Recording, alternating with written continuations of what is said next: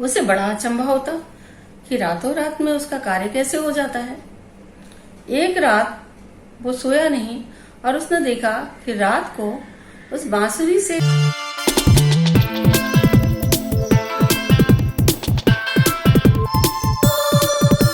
रागनी Sinha world में आपका स्वागत है। नानी की कहानियां संग्रह का अब मैं दूसरी कहानी लेके आई हूँ और चलिए अब इसको शुरू करते हैं।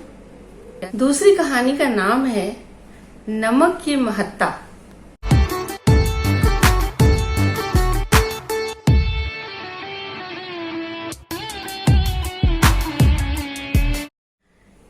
एक राजा के 7 पुत्रियां थीं।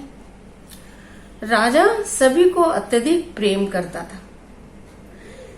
हंसी खुशी से उसका जीवन बीत रहा था और सभी के साथ एक बार बरसात के सुहावने मौसम में राजा अपने परिवार के साथ में बारादरी में बैठा हुआ था और मौसम का आनंद ले रहा था। एकाएक उसके मन में एक विचार आया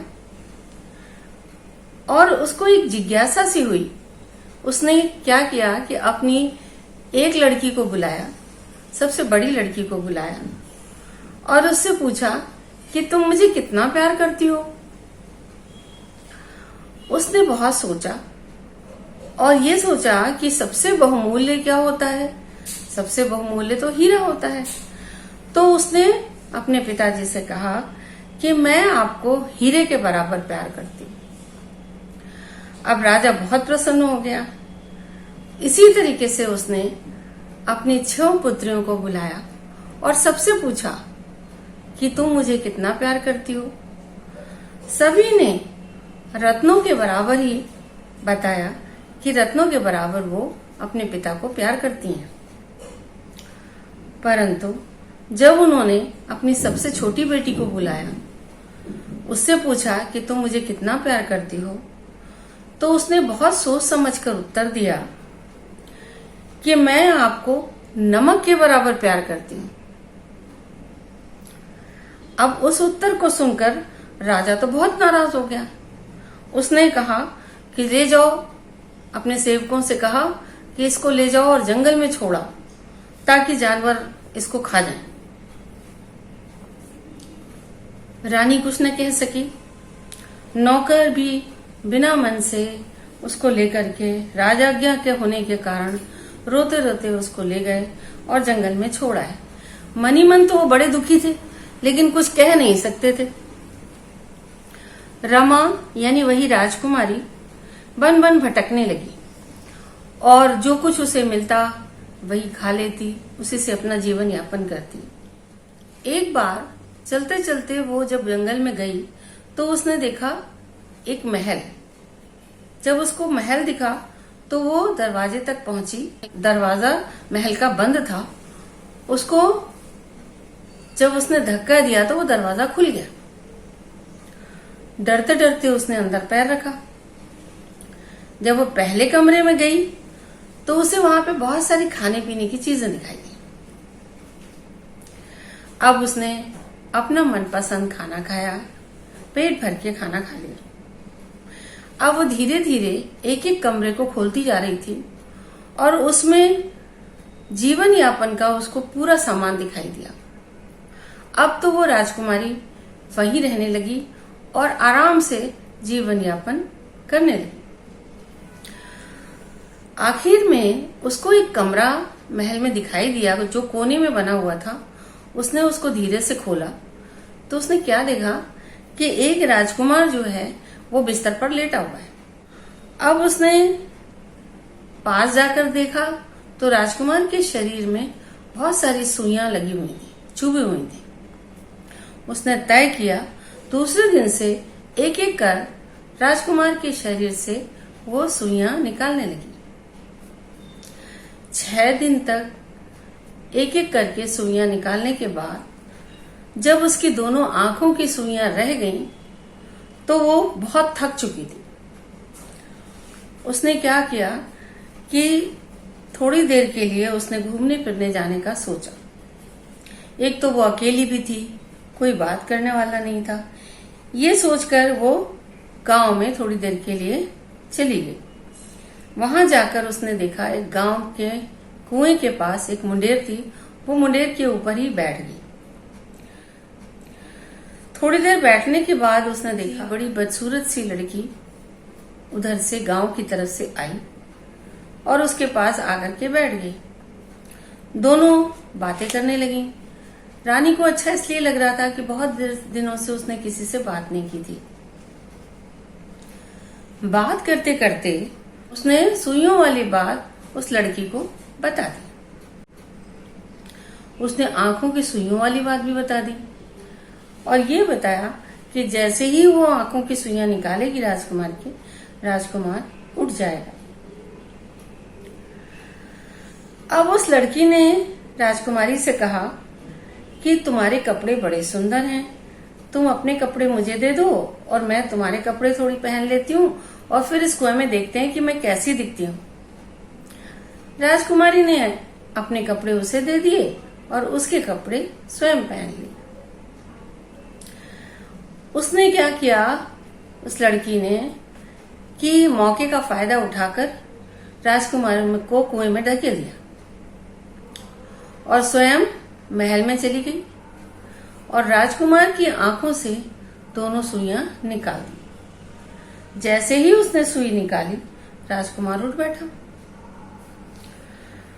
लड़की उससे कहने लगी कि मैं 7 दिन से आपकी सुइयां निकाल रही हूं और ये अंतिम सुइयां थी जो मैंने आज आपकी निकाल दी। राजकुमार बड़ा मन महसूस के दुखी होकर के उसके साथ ही रहने लग गया। एक बार राजकुमार शिकार खेलने गया। नौकरों को उसने आगे गांव में भेजा पानी लाने के लिए, क्योंकि उसको बहुत प्यास लगी थी। नौकरों ने जाकर कुआं ढूंढा और जब पानी निकालने लगे तो एक बड़ा सा कमल का फूल बाल्टी के नीचे आ जाता। जब वो पानी निकालने की कोशिश करते, वो कमल का फूल पानी के नीचे आ जाता और वो पानी न भर पाते। ये बात आकर के उन्होंने राजकुमार से बताई। राजकुमार स्वयं ही देखने गया और उसने देखा कि जैसे ही राजकुमार ने पानी भरने की कोशिश की, वो कमल का फूल पानी में आ गया। राजकुमार को वो फूल बहुत ही सुंदर लगा, तो उसने उस फूल को अपनी पगड़ी में लगा लिया। जब वो वापस महल में आया तो राजकुमारी के पूछने पर उसने ये फूल वाली बात उसको बता दी। अब वो समझ गई कि ये जो फूल है ये वास्तव में रमा ही है जो फूल बन गई है। उसने क्या किया कि उस फूल को नोच करके, तोड़ करके और पीछे की तरफ बगीचे में फेंक दिया। अब एक बार जब राजकुमार महल के पिछवाड़े गया तो वहां उसने पालक के 2 बड़े सुंदर सुंदर पेड़ देखे। उसने वो तोड़ लिए और रानी को इसको पकाने को दिया कि इसको पकाओ। जैसे ही रानी पकाने लगी तो उसमें से आवाज आई, धोखेबाज बनी रानी। अब उसने समझ लिया कि ये वही रानी है जिसको कि मैंने तोड़कर फेंक दिया था। अब वो फिर उसको तोड़ करके और ज्यादा दूर फेंक आई और वहां वो 2 वृक्ष बन गए जो बांस के थे। राजा ने बांस को कटवाकर उससे बांसुरी बनवा ली और उसे बजाता रहता था। अब वो बजाते बजाते कभी कभी उसको आले में रख देता था। आला मतलब दीवार में बना हुआ एक स्थान। एक दिन रानी ने अपने मायके जाने की इच्छा व्यक्त करी। राजा को तो वो बिल्कुल पसंद थी नहीं, उसने फौरन बात मान ली। रानी के जाने के बाद उसको खाने पीने की व्यवस्था करने में परेशानी आने लगी, लेकिन 6 दिन के बाद अचानक उसका सारा कार्य करा हुआ मिलता। उसे बड़ा अचंभा होता कि रातों रात में उसका कार्य कैसे हो जाता है। एक रात वो सोया नहीं और उसने देखा कि रात को उस बांसुरी से एक बड़ी सुंदर सी राजकुमारी निकली और उसका सारा कार्य करके जाने लगे। असलियत जानने के लिए रानी का हाथ, उस राजकुमारी का हाथ पकड़ लिया और उसे बताने पे मजबूर किया कि वो कौन है और ऐसा क्यों करती है। पूरी बात सुनने के बाद में राजा ने कहा कि तुम्हें अब जाने की जरूरत नहीं है। और जब वो उसकी रानी वापस आई तो इसने इसको छुपा दिया।